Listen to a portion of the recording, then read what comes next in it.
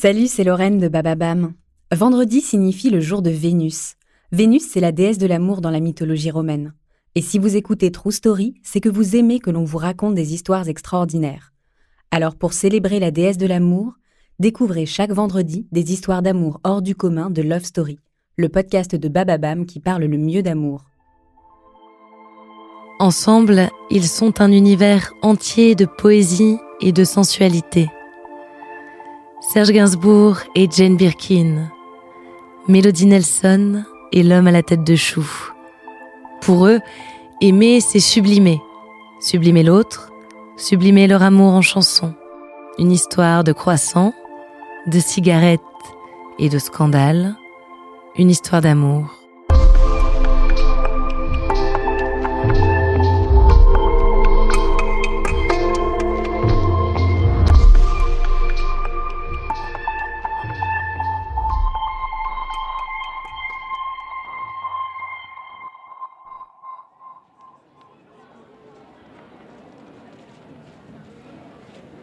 « 1968, Paris. Le tournage du dernier film de Pierre Grimblat, Slogan, a commencé depuis quelques jours. Sur le plateau, l'ambiance est froide. Serge Gainsbourg a peu d'affection pour la jeune actrice qui lui donne la réplique, Jane Birkin. Jane est anglaise, elle a 22 ans et vit en France depuis peu. Elle est venue tenter sa chance dans le cinéma. Son français est encore hésitant. En Angleterre, elle a déjà joué dans quelques films. Elle sort d'une histoire d'amour avec John Barry, le fameux compositeur de musique de film, avec qui elle a même eu une fille, Kate. Serge a 40 ans. Il est artiste depuis toujours, mais a été révélé au grand public la trentaine passée, en composant pour les chanteuses yéyé, comme Françoise Hardy et France Gall. Lui aussi sort d'une histoire, et pas n'importe laquelle. Il a vécu une passion courte mais intense avec Brigitte Bardot. Pour elle, il a écrit Harley Davidson, Bonnie and Clyde et l'épique Initial BB. Quand Jane rencontre Serge, elle le trouve arrogant et désagréable. Il semble constamment se moquer d'elle. Quelques mois après cette rencontre, alors qu'ils font la promotion du film, Serge et Jane reviennent sur ces premiers instants difficiles. La première fois que je l'ai vu, c'est Jane. Lui, c'est ce boudin. La première fois que j'ai vu, j'ai trouvé c'était pas son visage vraiment, c'était son façon d'être. J'ai trouvé horrible.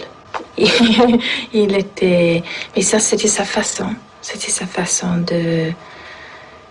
Il n'avait pas de courtoisie ou de gentillesse, mais j'ai compris après ce que j'ai pris pour agressivité, c'était une grande timidité.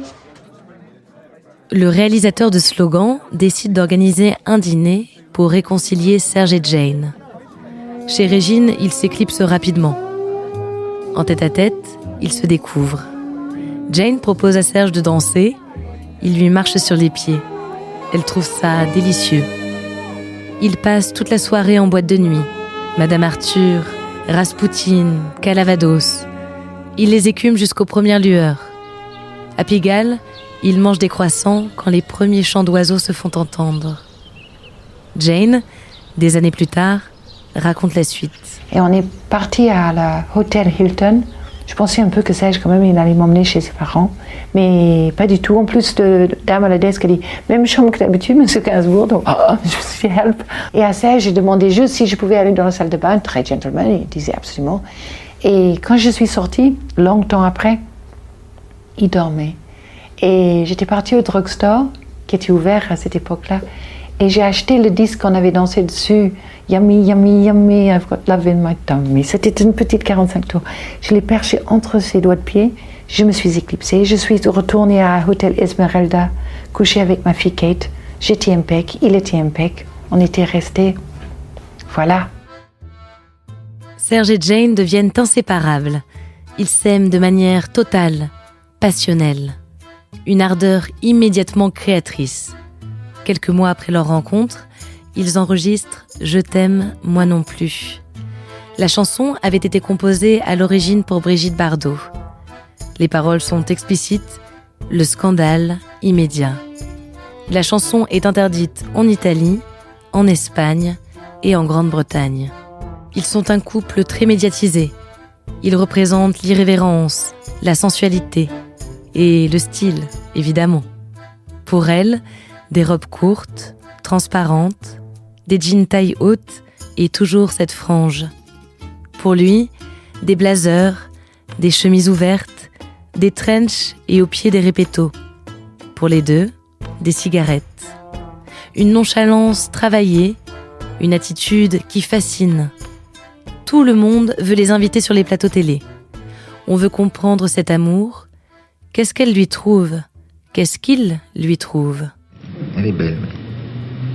Elle est belle, elle pourrait être ma fille. 20 ans de moins. Bah, c'est encore une... Oui, c'est une chance que j'ai. C'est une chance aussi... Je crois que c'est elle qui a fait le succès de Je t'aime moi non plus, ça n'est pas moi. Je l'ai senti d'ailleurs, j'ai mis son nom énorme et moi tout petit et sa photo. C'était une chanson qui n'a pas été faite pour elle, qui était faite pour Bardot.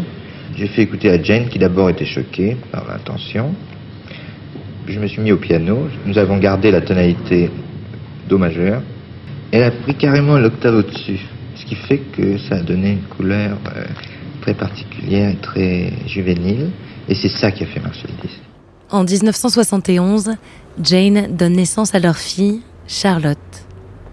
Ils vivent dans une maison rue de Verneuil, dans le 7e arrondissement de Paris. La collaboration musicale entre Jane et Serge se poursuit. L'histoire de Melody Nelson est le premier album conceptuel de Serge. Il est construit autour de Jane, qui incarne la voix et l'image de Melody. Il y a aussi des succès commerciaux, des compositions plus profondes, une œuvre incroyablement diverse qui place Jane comme muse intemporelle de Gainsbourg. Mais dans l'intimité, les choses se gâtent. Les abus, l'alcool deviennent envahissants. Les crises se multiplient, toujours plus violentes. Un soir où il dîne chez Castel, il la gifle plusieurs fois et elle lui écrase sa cigarette dessus. Jusqu'au jour où elle ne peut plus. Un matin, Jane s'en va en prenant Charlotte avec elle. Il avait dit qu'il fallait prendre les femmes pour ce qu'elles ne sont pas et les laisser pour ce qu'elles sont. Mais cette fois, c'est lui qui est quitté. Il est amer et perdu. Mais ils ne cessent jamais de se parler. Ils restent amis. Jane continue de chanter sur des chansons de Serge. Ils reconnaissent tous les deux leurs torts dans la fin de leur relation. Et après la mort de Serge, Jane devient sa plus fidèle ambassadrice. Aujourd'hui, sur leur maison rue de Verneuil, sont peints en gigantesque les portraits de Serge et de Jane. S'il eut d'autres femmes dans sa vie, Jane restera aux yeux de tous la muse éternelle du génie.